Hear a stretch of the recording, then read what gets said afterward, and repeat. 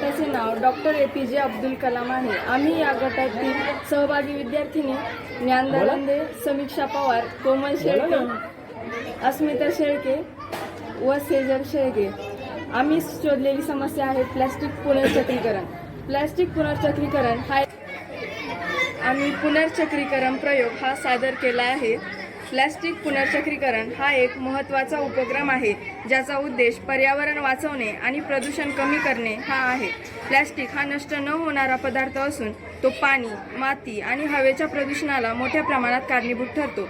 या प्रकल्पाची उद्दिष्टे आहेत प्लास्टिक पुनर्चक्रीकरणाचे महत्त्वाची माहिती देणे व प्लास्टिकपासून टिकाऊ व शोभेच्या वस्तू बनवणे।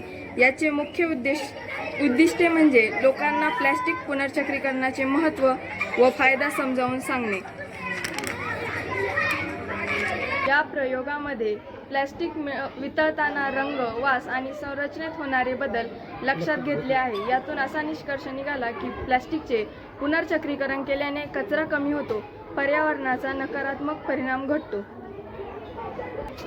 प्रयोगाची कार्यपद्धती पुढील प्रमाणे: वर्गीकरण, स्वच्छता, कापणी, उष्णता देणे, साच्यात ओतणे, थंड झाल्यावर बाहेर काढणे।